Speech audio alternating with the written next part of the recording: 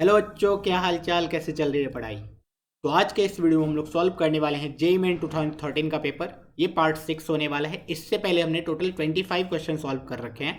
इस पार्ट में हम लोग आखिरी के 5 क्वेश्चन सॉल्व करेंगे मैथ्स के। तो यार, वीडियो स्टार्ट करने से पहले मैं बता दूं, जो भी तुम्हारी स्क्रीन के सामने क्वेश्चन आएगा उस क्वेश्चन को सबसे पहले तुम्हें अटेम्प्ट करना है। तुम खुद से अटेम्प्ट करो अगर तुम्हें आते हैं तो। नहीं आते हैं तो मेरा सॉल्यूशन देखो कि मैं किस तरीके से सोच रहा हूँ, क्या लाइन ऑफ थिंकिंग मेरी है, मैं किस तरीके से कॉन्सेप्ट को रिकॉल कर रहा हूँ एंड देन सॉल्व कर रहा हूँ। एंड अगर कोई कॉन्सेप्ट नहीं आता है या फिर भूल चुके थे तुम, तो उसको तुरंत नोट डाउन करो एंड उसको याद रखो, ताकि उस टाइप का क्वेश्चन दोबारा कभी जेईई मेंस में आए तो तुमसे यार सॉल्व हो जाए। तो चलो ये वीडियो को स्टार्ट करेंगे। क्वेश्चन नंबर 1 पढ़ते हैं। All the students of class performed poorly in mathematics. The teacher decided to give grace marks of 10 to each of the students. Which of the following statistical measure will not change even after the grace mark will be given? किस chapter का question है ये? Statistics. Statistics अगर तुमने नहीं पढ़ा है and mathematical reasoning, ये दो चैप्टर है ना, स्टैटिस्टिक्स एंड मैथमेटिकल रीजनिंग, ये बहुत ही ज़्यादा इंपॉर्टेंट है जेई मेन सिलेबस के लिए। ठीक है, हर साल लगभग एक क्वेश्चन इस दोनों चैप्टर से आते हैं। तो अगर तुमने अभी तक नहीं पढ़ाई की है तो मेरे होम पेज पे जाना, वहाँ पे जैसे नीचे स्क्रॉल डाउन करोगे तुम्हें एक पार्ट मिलेगा, section exclusively for JEE Mains, जिसमें कि मैंने ये दोनों चैप्टर्स पढ़ा रखे हैं। तो अगर तुम्हें स्टैटिस्टिक्स आता होगा तो ये क्वेश्चन बहुत ही ईजी हो जाएगा तुम्हारे लिए। तो चलो, इस क्वेश्चन ने बोला है कि बेसिकली एक मार्क्स मिला हुआ था सारे बच्चों को, सारे बच्चों ने पुअरली परफॉर्म किया, सबका मार्क्स बहुत ही खराब आया। तो टीचर ने डिसाइड किया कि एक काम करते हैं, सारे स्टूडेंट्स को क्या करते हैं, ग्रेस मार्क दे देते हैं। 10-10 मार्क्स ज़्यादा दे दिया सबको। ऐसे टीचर्स रियल लाइफ में एग्जिस्ट नहीं करते हैं। ठीक है, तो सबको 10-10 मार्क्स दे दिया एंड फिर पूछा कि अगर मैंने उसका मीन कैलकुलेट किया, इनिशियल जो डेटा था मेरे पास, इनिशियली मेरे पास एक्स आई डेटा था एंड अभी हो गया एक्स आई प्लस 10। ठीक है, तो इनिशियल मीन अगर म्यू था तो फाइनल मीन में क्या चेंज आएगा कुछ, तुम बोलोगे हाँ म्यू भी 10 से चेंज हो जाएगा। ये तो सबको आता है। दिस मीन्स कौन सा चेंज नहीं होगा पूछा है, तो मीन तो चेंज हो जाएगा। मीडियन चेंज होगा क्या? जब तुमने सारे के सारे डेटा पॉइंट ही चेंज कर दिए तो ऑब्वियस सी बात है मीडियन भी चेंज हो जाएगा। तो ये भी नहीं हुआ। मोड चेंज होगा क्या? ऑब्वियस सी बात है, सारे के सारे डेटा पॉइंट चेंज कर दिए तो मोड की जो वैल्यू ऑब्जर्वेशन की आनी चाहिए थी, पहले एक्स आई आती, अभी सम एक्स आई प्लस 10 आएगी। दिस मीन्स मोड भी चेंज हो जाएगा। तो यहाँ पे ऑप्शन एलिमिनेट करने के बाद ही तुम्हारा आंसर आ जाता है, इवन अगर तुम्हें वेरिएंस के बारे में नहीं पता है तो। लेकिन अगर तुम्हें पता है तो वेरिएंस चेंज नहीं होता है। वेरिएंस का फॉर्मूला मैं बता देता हूँ। वेरिएंस इज सिग्मा स्क्वायर, जो कि आएगा summation x i minus mu का whole square upon total number of elements या फिर ऑब्जर्वेशन। अब तुम ध्यान से देखो, सिग्मा स्क्वायर जब न्यू निकालोगे तुम बोलोगे समेसन एक्स आई के जगह तुम एक्स आई प्लस 10 करोगे एंड तुम्हें पता है ना म्यू में भी तो 10 ऐड हो जाएगा। तो हर जगह ये ultimately x i minus mu ही तो बचा, अपॉन एन ही तो बचा। दिस मीन्स नया जो सिग्मा स्क्वायर है वो पुराने सिग्मा स्क्वायर के तो बराबर आ गया। तो वेरिएंस चेंज हुआ कहाँ? वेरिएंस चेंज नहीं हुआ। दिस मीन्स ये वाला चीज़ चेंज नहीं होता है। ठीक है, अगर तुम्हें याद नहीं है वेरिएंस चेंज होता है या नहीं होता है, या वेरिएंस का फॉर्मूला याद नहीं है, तो इस फॉर्मूला को अच्छे से रट्टा मार लो, जहाँ पे mu is the mean, x i is the observation. चलो नेक्स्ट क्वेश्चन पे मूव करेंगे। नेक्स्ट क्वेश्चन अपने पास एओडी चैप्टर से है। बोला कि the intercept on x axis made by the tangent to the curve. एक कर्व गिवन है जो कि इंटीग्रल के फॉर्म में है, इस पे एक टेंजेंट ड्रॉ किया गया, वो टेंजेंट स्ट्रेट लाइन आएगी। पूछा कि वो जो टेंजेंट है एक्स एक्सिस पे कितना इंटरसेप्ट बनाता होगा।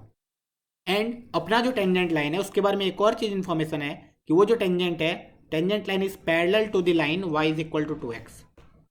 दिस मीन्स अपने जो टेंजेंट है उसका स्लोप दे दिया उसने। ठीक है भाई, टेंजेंट ड्रॉ करते हैं तो तुम d Y by D x से स्लोप निकालोगे, d Y by D x निकालोगे तो एक्स अंदर चला जाएगा, मॉड एक्स, किससे? न्यूटन लेबनिट्स फॉर्मूला से इसको डिफ्रेंशिएट करोगे, f of psi x into साइड एस x minus f of phi x into फाइड एस एक्स, है ना।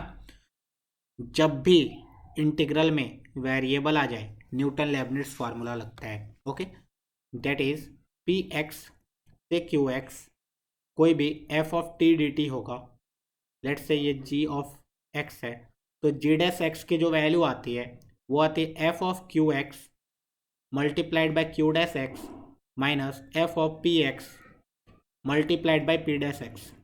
ठीक है, तो यही चीज़ मैंने यहाँ कर दिया। तो d Y by D x directly मेरे पास मॉड एक्स निकल के आ गया। Okay, d Y by D x अगर मॉड एक्स निकल के आ गया, सो मॉड एक्स की वैल्यू उन्होंने 2 दे दी है। दिस मीन्स एक्स की वैल्यू क्या हो जाएगी, प्लस और माइनस 2। ओके, तो एक्स की वैल्यू अल्टीमेटली हो जाएगी प्लस और माइनस 2। अब ध्यान से सोचो, एक्स की वैल्यू अगर 2 है तो वाई की कुछ वैल्यू आ जाएगी, एक्स की वैल्यू -2 है तो फिर से वाई की कुछ वैल्यू आ जाएगी।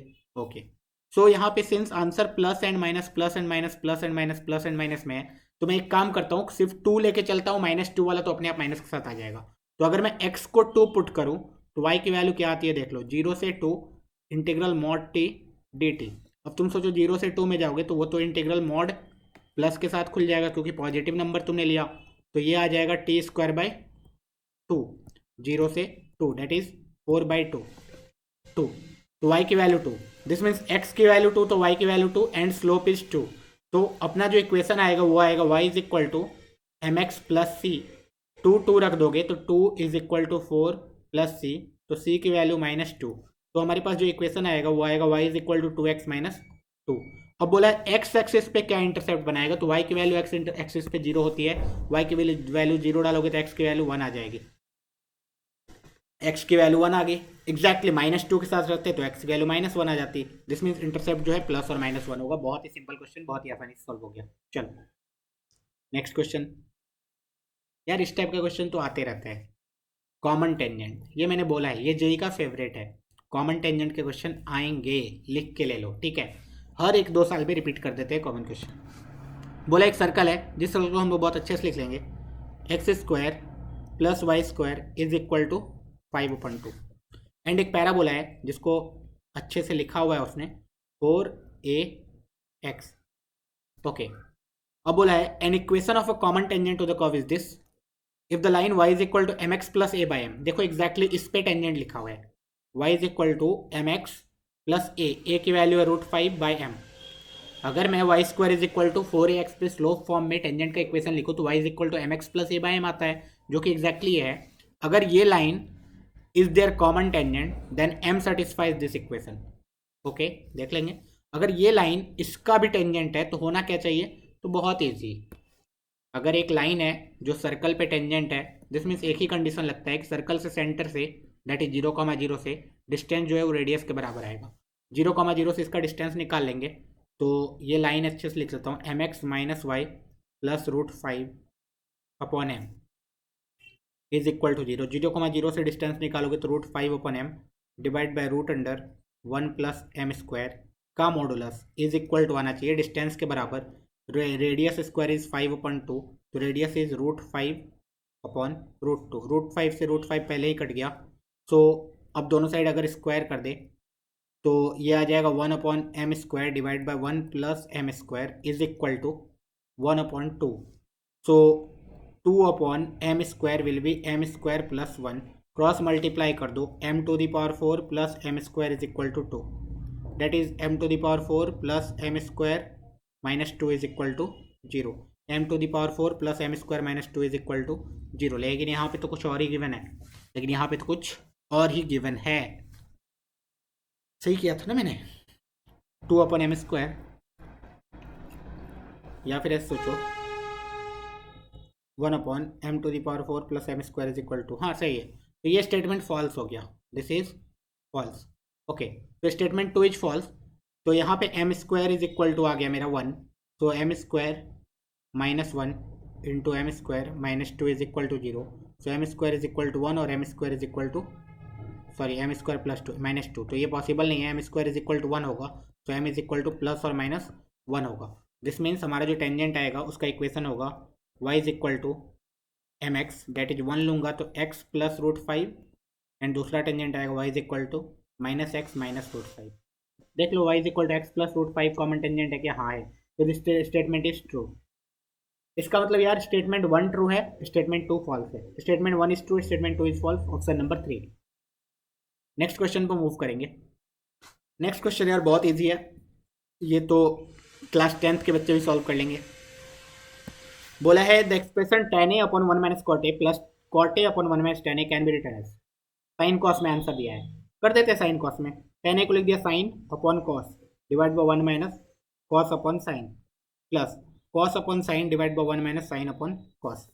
तो साइन अपॉन कॉस नीचे आ गया sign minus cos upon sine plus cos upon sine divide by cos minus sine upon cos. तो ये अल्टीमेटली आ कितना रहा है, sine square upon cos into sine minus cos plus cos square upon sine into cos minus sine. Okay, तो sine cos sine minus cos अगर ले ले तो अल्टीमेटली आ जाएगा sine cube minus cos cube, तो ये आ जाएगा A minus B into A square plus B square plus A B divide by sine cos into sine minus cos, sine minus cos sine minus cos cut जाएगा, sine square plus cos square 1 हो जाएगा। तो ये आ गया 1 plus sine cos upon sine cos which is equal to 1 upon sine cos plus 1। तो ये आ गया sec into cosec plus 1, sec into cosec plus 1, sec into cosec plus 1।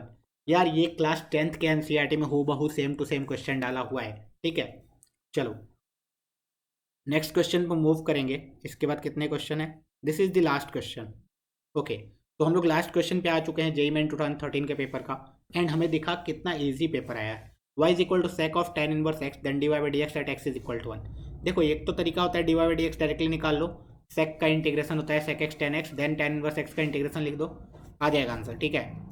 And दूसरा तरीका हो सकता है कि पहले इसको सिंप्लीफाई कर लो पूरा अलजेब्रा के फॉर्म में, तो मैं कर लेता हूँ, ठीक है, क्योंकि sec of sec inverse x is equal to x होता है, sec of sec inverse something is equal to that something हो जाएगा, ठीक है।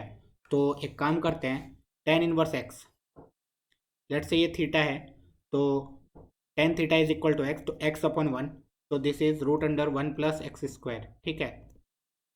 तो अगर मैं सेक थीटा निकालने की कोशिश करूँ तो I can see cos theta की वैल्यू कितनी आ जाएगी, b by h, b by h. तो सेक थीटा की वैल्यू आ जाएगी root under 1 plus x square, है ना। कॉस थीटा आ गया बी बाई एच, तो सेक थीटा आ गया, so ultimately Y will be equal to sec of sec inverse root under 1 plus x square, that is Y is equal to root under 1 plus x square आ गया। एक function आ गया जिसका integration differentiation बहुत easy है, D Y by D X is equal to 1/2 root under 1 plus x square into 2x, 2 से 2 cut गया, that is x divide by 1 plus x square root under x is equal to 1 पे निकालना है, 1 डाल दो, 1 upon 1 root 2, 1 upon root 2 is option number 1। ये बहुत ही सिंपल क्वेश्चन था और बेसिकली डिफरेंशिएशन था, differentiation MOD method of differentiation, ये तो क्लास 11 जब स्टार्ट करते हो फिजिक्स में सिखा दिया जाता है, ठीक है। तो यार पेपर बहुत ही आसान था जेईई मेन 2013 का। अभी हम लोग स्टार्ट करने वाले हैं जेईई मेन 2014 का पेपर, तो वीडियो को लाइक करके जाना, चैनल को सब्सक्राइब नहीं किया हो तो सब्सक्राइब करके जाना, एंड दोस्तों के साथ शेयर करो जो भी जेईई की तैयारी कर रहे हैं या फिर करने वाले हैं, ताकि उनका फ़ायदा हो पाए। ऐसा यूट्यूब पे मेरे हिसाब से कोई चैनल नहीं है जिसपे सारे के सारे पीवाईक्यू डाले हुए हैं एक एक क्वेश्चन डिटेल में डिस्कस करके। तो चलो यार पढ़ते रहो, मचाते रहो, ऑल द बेस्ट।